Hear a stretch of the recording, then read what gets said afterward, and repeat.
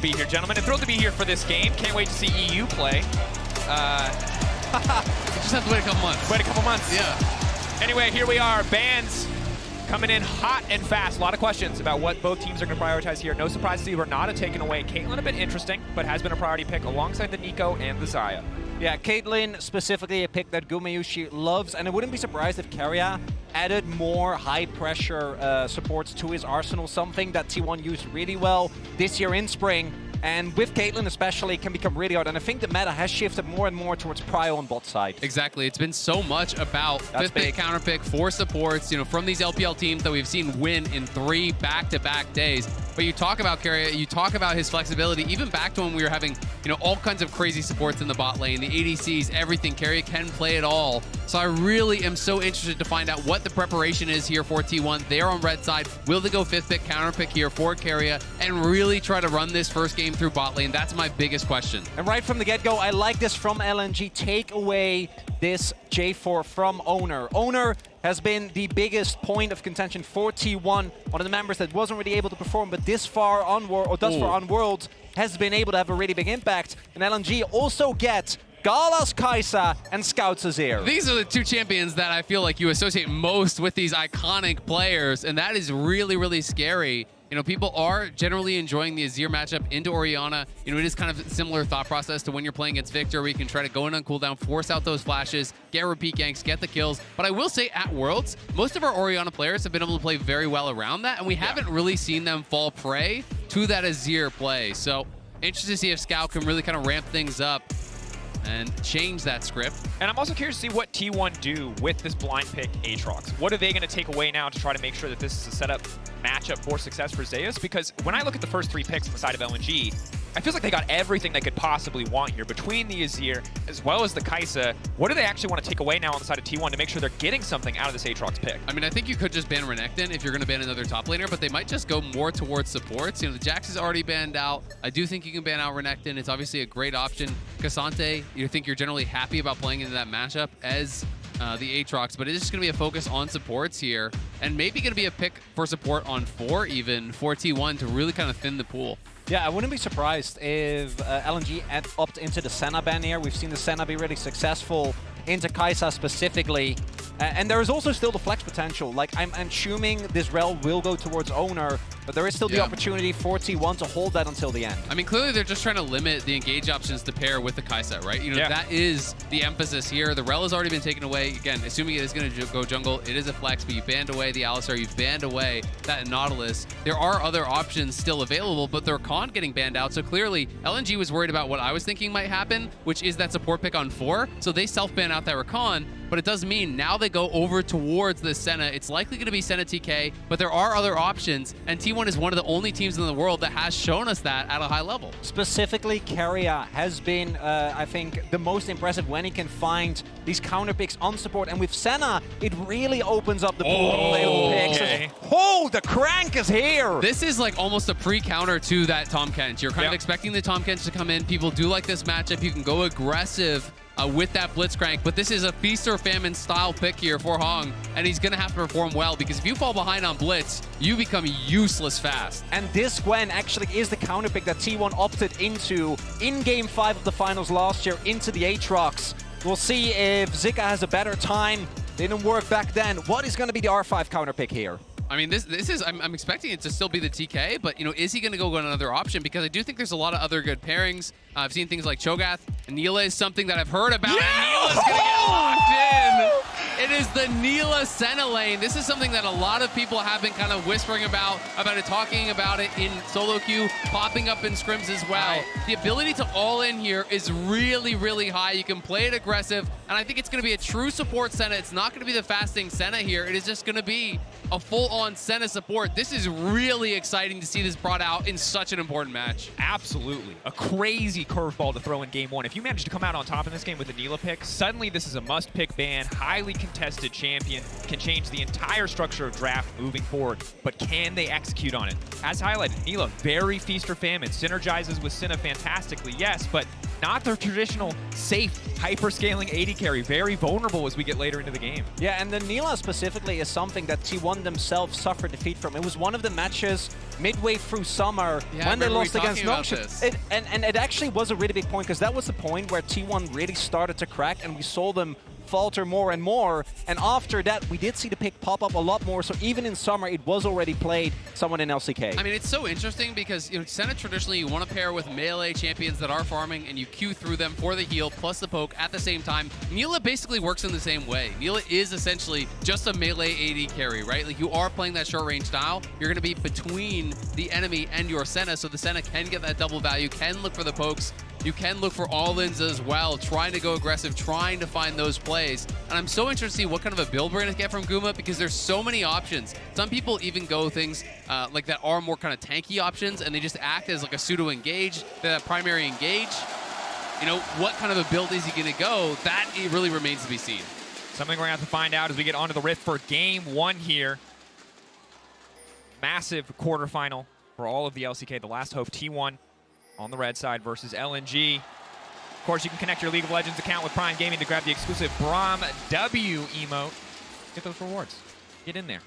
And we've already seen Hung actually place an early ward to try and take control of the brush. Obviously, into any Nilah lane, you're going to try and make sure that you can actually threaten with the Blitzcrank, because if you just let Guma and Keria take control of the lane level 1, it can become really hard to play out, as once you get an experience lead, actually retaking control can be tough. I mean, Blitz just has to threaten all-ins in basically every Blitz lane ever, right? You offer nothing other than that. So, especially against a ranged support like the Senna, Keria doesn't have to farm. You're just going to be purely focused on harassing this Blitz, poking down this Blitz. And if Hong is not able to put on that pressure, if he's not able to step up and really make them worried about those hooks, then it's going to be tough, and they're going to use this pressure here. Level 1, really strong with both the bot laners there from T1 there to assist. Oner moves in. He's going to be able to steal away the Raptors and see if he can find anyone on the red. Doesn't see it, so he's just going to go back up towards his blue buff, looks like. Seeing what angle they can find to maybe generate an early advantage here, get something done. Finally, matchup, I think, is we're just going to keep coming back to it because it's so interesting, because it's such a unique duo of champions, but it's going to be frustrating for side of LNG, or it could be effortless. If they find a single all-in, if you shut this bot lane down early, it can fall apart, but if you play a slow lane against a champion who heals, Senna, a champion who boosts healing, Nilah, you're not going to get anything done. And yeah, now you can see how GALA and Hung already on the back foot here. Not able to walk up. Early level 2 comes through, courtesy of the experience sharing from Guma as he grabs those creeps and just makes the lane that much more difficult. And both these champions, you know, we talked about, Scout's going to have to flash. Flash to the safety, clockwork windup. Faker not going to overextend. Not going to step too far forward to push that advantage, but excellent start for him in the mid lane. Yeah, nicely played. Scout just went to the side to try to get a ward down, and Faker felt safe, you know, knows that he has like his jungler relatively close to him, you know, knew that he was able to play towards that side, just chases him down, forces the flash. At the same time, T1 are aware that Tarzan is somewhere on the top half of the map, right? They have the ward on the red, know that it hasn't been taken, so I think Faker not moving too far forward there and committing his flash, definitely something that is more risk-averse and ends up working out well, although we are seeing Tarzan take that Raptor camp, maybe might be looking for a gank afterwards. Faker is pretty far up. Well, and look where Faker is positioning, though. You can see him playing towards the bottom side of this lane. He's going to play towards the side that his jungler is. You know, he's always going to be hugging more towards that side. He has the ward up on top side right there at the top of your screen, so he's going to be able to have time to react if this does come. You can see the wave was bounced, and it's pushing slowly towards him. So Faker will take the base. He'll just TP back in. It's also worth noting that he is playing Comet. We see so many different options here for the Orianna as well as the Azir. Some people playing Halo Blades. This is the Conqueror style, so it is likely to be Nashers. It's likely to be Leandries as well for Scout, and we'll see if that is going to be the option. Obviously, can go Crown as well. There's just so many different styles that people can go towards. No flash, though. Incredibly flexible champion. Scout now stepping backwards. Should be okay here unless Oner's willing to burn a summoner spell, but Tarzan there to cover. Means the play will fizzle out, but top side, bot side completely isolated. They're getting to do what he wants on top side of the map, and it is paying off thus far. 31-18 the CS. Will even up a bit as this wave comes in, but you can see already that the Gwen has a pretty sizable advantage versus the Aatrox early on. Yeah, and I think part of that is Zeus also had to kind of respect the wave, couldn't take early trades because he knew that Tarzan was towards the top half of the map, so if he trades too aggressively early, and Gwen, the first few levels are actually quite strong, and you set yourself up for a dive, it opens up a really easy opportunity for LNG to get ahead on the top side. And so much of that matchup is being able to kind of just stay right on the edge of that Q range. So when Zeus goes for the Q that's about to hit you, you can pop your immune, stay outside where he's still on the outside of that ring, and you're going to be able to immune that. It makes it very, very difficult for Aatrox to kind of play that style that you want to in these matchups where you're constantly just poking away with those Qs.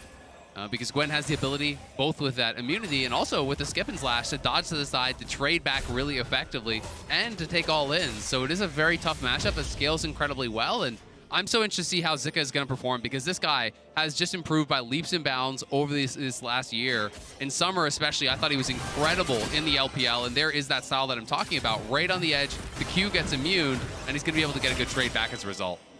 Excellent Q2, though, to ensure the pullback does come in. That said, Zeus still not coming out on top in these trades. Will get easier once he has some natural sustain to come through from the Gore Drinker, but right now, Gwen running the top side of the map. Oner there just to cover, just to pick up the Krugs.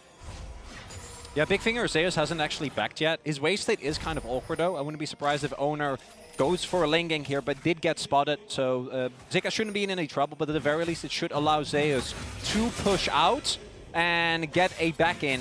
And then use his teleport to get back to lane. And again, I'm pretty sure Oner did get spotted, so shouldn't really be any risk for the Gwen here.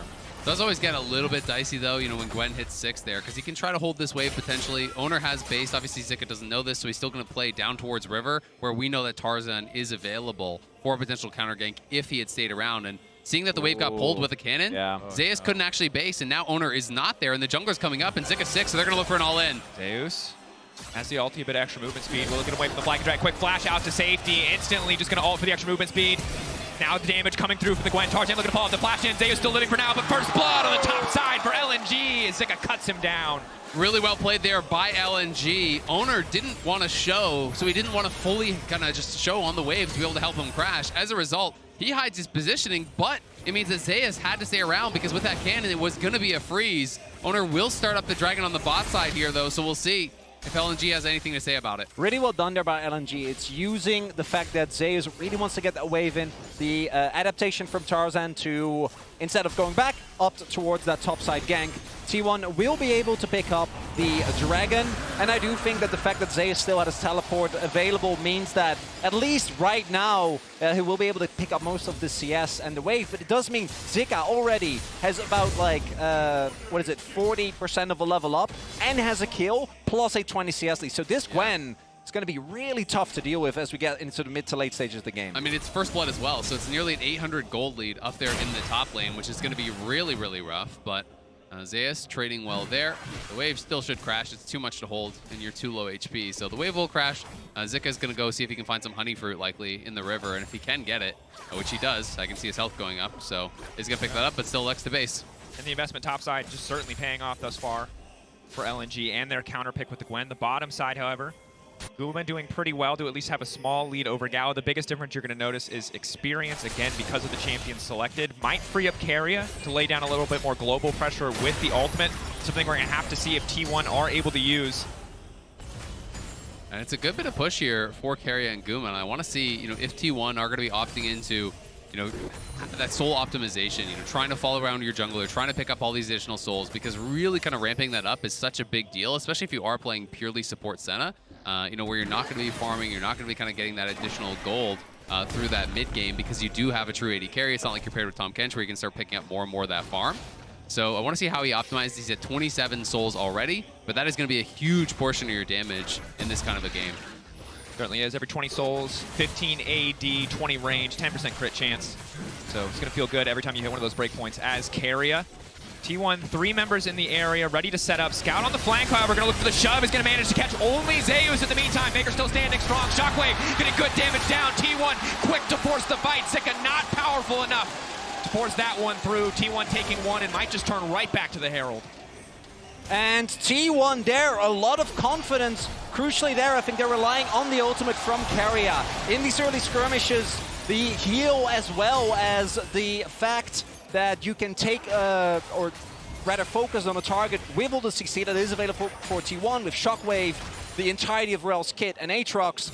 And LNG going a little bit too ham on the early skirmish. Yeah, I mean, absolutely. Just look at the itemization for Scout right now. Like, he's got a crystal, he's got some mana and a dagger. That's it, right? Like, he doesn't really have much power behind this, so he does find a decent ultimate, but the follow-up's not going to be there.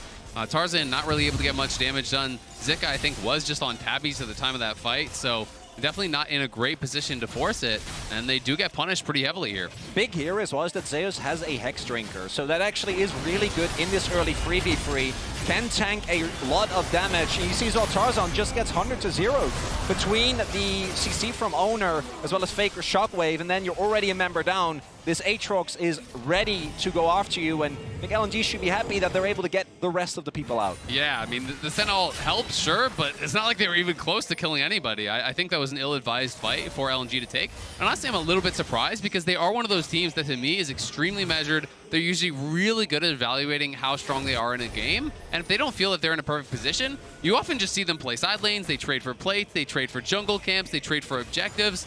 And they're one of those LPL teams that is least likely to fight you if they don't feel that they're in an advantageous position. So it is a little bit surprising to see them opting into it, and T1 does punish. And you can see as a result, the gold lead opening up. Faker up over 20 CS, gets a kill there, and has taken 2 plates. So the Orianna is more than 1,000 gold ahead, and the Herald's now going to get dropped. Yeah, Herald going to come crashing down here, only going to further extend Faker's lead. As you can see on the bottom of your screen there, Scout doing what he can to just push everything back, but now they might just go in for the counter punch. Scout pulled away, forced to flash out to safety.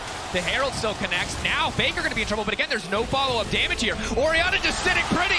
Thank you very much, Tarzan. That was terrible.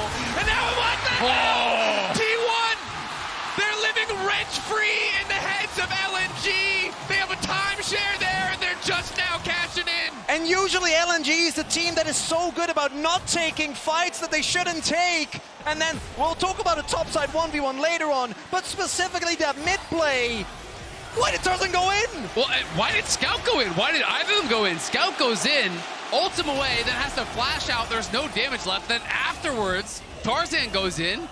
You got no damage. There's no way you're 100 to 0ing this Orianna, so it wasn't even close. And that is back-to-back fights where LNG really unorganized and really overestimating their point in the games. Let's watch this one more time.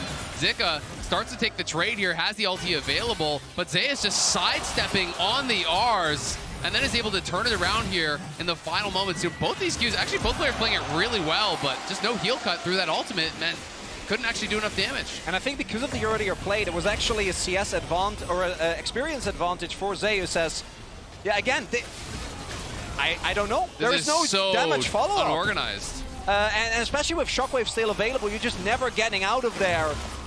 As Tarzan feels like the communication there between Scout and Tarzan just not on the level it needs to be. No, absolutely not. LNG are looking nervous in game 1 here. And if you can't tell, the crowd seems to be favoring T1 here in Korea. The crowd erupting with every single play. And LNG looking really uncomfortable. I mean, GALA wanted to turn it into a library. That has not been the case yet. T1 off to a roaring start. 3K gold advantage. Fantastic at this stage of the game. And again, bot lane hasn't even gotten involved yet. They have done very little. They are a part of the gold lead courtesy of Senna and all that additional soul gold, but they've just kept GALA and Hong under their turret the entire game thus far. But the big thing is, with a lot of the action happening towards the top side of the map, it has allowed Guma and Keria to just play fully for bullying in the lane. Yep. Because there is no support from Tarzan, and Scout and Zika obviously haven't had an opportunity yet either to get towards the bot side of the map, this counter pick of the Nilah actually ends up working out really well. I think it's like an... what is it, a free 400 gold lead here, just from the plates on Guma over GALA. And Keria, the gold is relevant on a Senna here, and he's a good 600-700 gold ahead because he's actually farming gold as well, you know, really effectively off those plates. The crown now done for Faker, so he's going to be staying safe. And Hong on this Blitzcrank from behind, that is going to be tough. You know, your soul lanes have both fallen behind. Your bot lane is perma-pushed in. You haven't been able to even, I haven't even seen him attempt to hook 13 minutes into the game so far. And I mean, Blitzcrank from behind, when you're going to be playing against Umbral Glaive, you never are going to know if you're in that safe pocket of vision where you can lurk and set up that perfect hook. The potential is always there, but the windows of opportunity get smaller and smaller when you're at this kind of deficit, when you're playing against so much vision denial, especially against a champion like Senna. And normally, Guma, we often see Collector come out as a first item, aggressive, yes, much more solo queue focused, but it seems like he might be going Serrated Dirk into Navori just looking to capitalize on that additional damage, the cooldown reduction that comes through, the endless W procs that show up. I mean, you can just see the turret plates 9-1 for T1. That shows you how that early game is going. They have the kills to back it up as well. Zeus now with that Dustblade complete. He did this all through the LCK playoffs. He loves to play this in Lethality style. Even when he's playing into tanks, he was still doing this, and he was able to really make it work, Chronicler, by finding the backline in these fights. Well, there's a couple of interesting itemization choices on T1. You already commented on the Aatrox as well as the Nilah, but it looks like Faker's actually going for Crown into Banshees. Yeah. So, like, the man is really going for defensive playstyles in the featured matchup presented by Mercedes-Benz.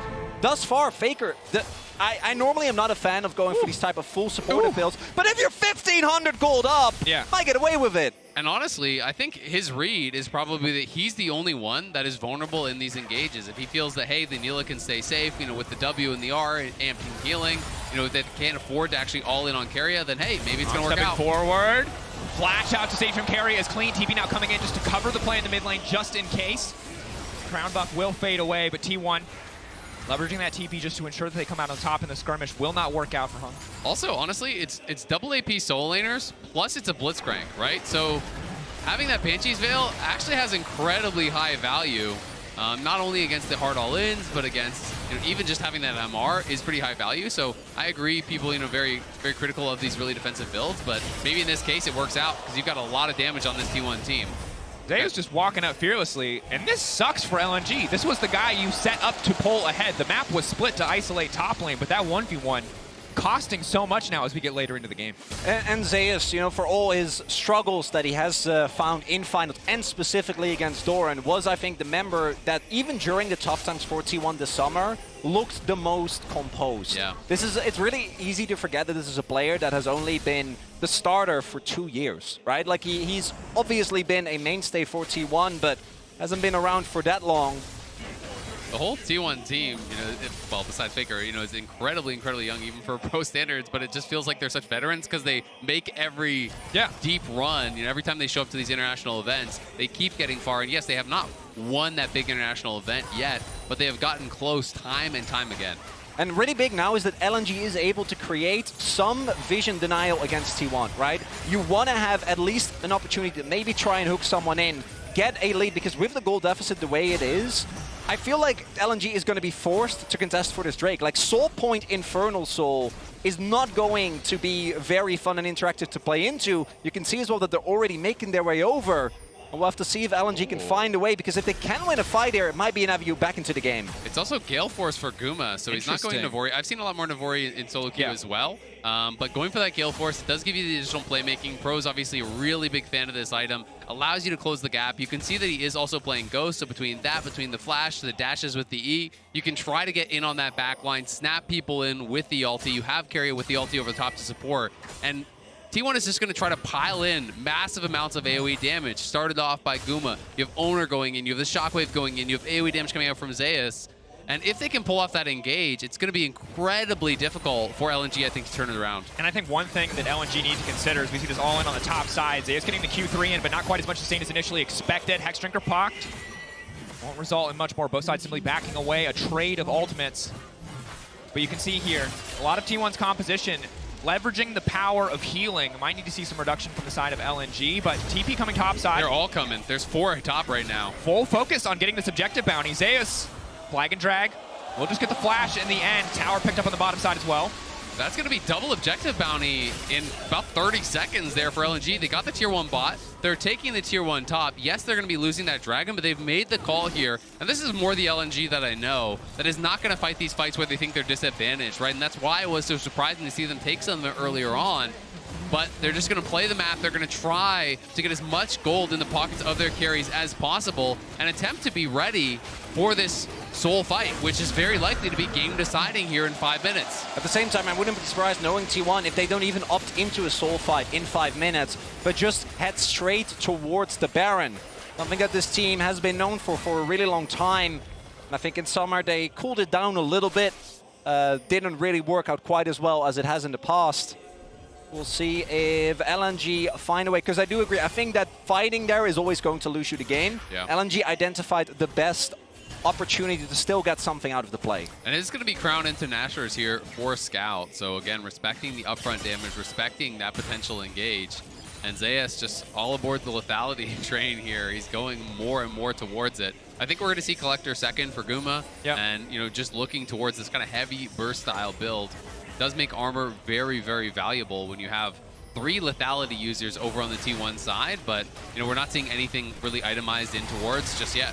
And it's tricky because Nilah is an incredibly obnoxious champion. Every bit of crit she buys gives her percentage armor pen as well as healing when she does damage to champions. So oftentimes you'll wonder, why is Nilah hitting so hard? It's because to make a melee carry work, they had to give her ridiculous frickin' scaling. And you will feel it at 2 items, most certainly. You will feel it even more at 3 items. If this champion is not blown up in a fight, she will take over in extended engages. There is also the fact that we've seen the most, I think one of the most successful combos in this tournament has been Rakan or Rell combined with Jarvan, right? Like that combo, or Rell and Rakan together.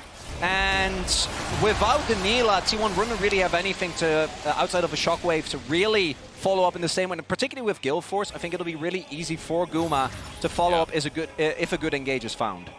Absolutely, and I even think there's opportunities to just start it off yourself if you do find that angle, right? That's what makes this champion so unique, is that you can be the primary engage, and it's not really in a way that any other AD carry can. Sure, there's champions like Ashe, but it's obviously very different shooting an arrow out versus shooting yourself out. Sure, and she's also one of the only AD carries in the game that can go, oh, Gwen wants to jump on top of me, that's fine. You know, this is a champion who can block so many of those empowered autos. Yes, she can't block the snip, but can take a lot of these diving champions on head-to-head if they don't have backup from a player like GALA or Scout. Hook going just a little bit wide there, but you can see LNG fighting tooth and nail to get a little bit of vision down here, just to make sure that T1 cannot attempt to sneak the Baron. T1 no mid-prio yet, but with Guma coming out of the base with Collector, they will start to fight back for some of this vision control. This is also where you see the Umbral Glaive get a ton of value, right? And the fact that Keria is able to consistently take away some of the vision of LNG. Although I gotta say, with this ward surviving, I think they still have a pretty good idea of T1 not actually starting the Baron yet, combined with the fact that they have, I think, a ward right in front of the pit. Yep, they do. Which is good scouting on LNG's part, knowing T1 and their knack for starting Barons on a moment's notice. Scout here on the side. He's just gonna lay down a little bit of poke here, get the Conqueror stacked up against Oner. Blitz. Just going to continue to fish for these picks. But Banshee's Veil plus Crown, you know, you talked about it earlier as a build. It's obviously a very conservative build, but at the same time, no one is ever killing Faker. It's just not going to happen. Yeah, it's going to be really tough, especially from the position that T1 are in. And there's so many threats on this team that it's going to be really difficult to get into the backline towards him. But at the same time, you know, you have to respect the fact that Scout is on his ultimate comfort pick. GALA on his ultimate comfort pick is on 2 items. Scout likely to have his Nashers done relatively soon, and LNG, I think, are going to hope to get their 2 items done before this next Dragon, and I think that is where they're going to try to just draw the line in the sand and try to turn this game around. If you can win a big fight there, if you can take that Dragon away from T1, maybe knock some of these towers off the map, all of a sudden, the game becomes within reach.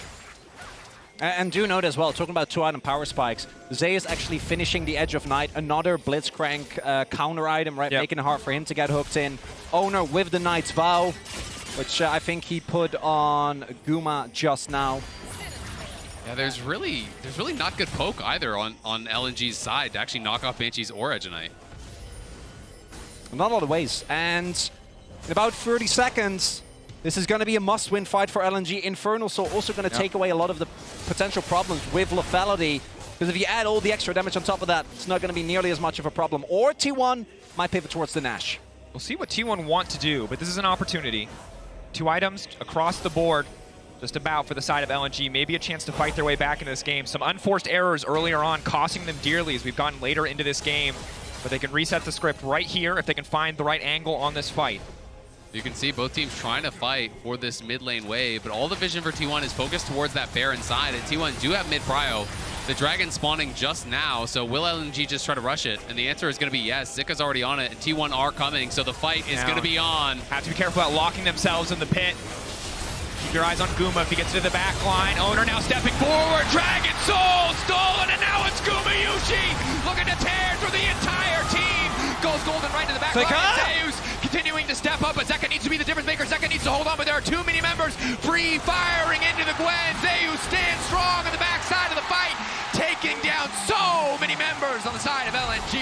And Zika tries heroically, but it's not enough. The steal comes through. T1 have the gold lead, and they're able to take a commanding lead. Only Keria ends up going down. Busan erupts as T1 claim the soul, claim the ace, and claim the Baron. And you have to think they've claimed game 1 as well. An incredible start to the series from T1. Showing us something new here on the world stage with the Nilah, but you can see the start of this fight, everything they could want, and it only gets better from the moment that Infernal is stolen. Yeah, they're just not able to really do anything with this Blitzcrank. I mean, I'm not able to find an angle to engage. LNG so focused on trying to actually knock down this dragon that Zika's not in a good position as the fight starts. And then GALA just gets tipped there, and as Hong hooks him, he hooks Zeus in. Thanks for the alley-oop. He slams it down on GALA. And gentlemen, I'm not trying to flame anybody, but I don't think Hong is going to play Blitz again. It's a self-ban angle. It might be the self-ban angle. Yeah, Blitz, as you pointed out at the beginning of the match, Azil, is very much, it's hit or miss. Yeah. And That was the first hook, miss or Chronicler. miss. Yeah. That was the first hook. The first hit was a miss. Yeah. Yeah. Or a hit if you're a T1 fan. True.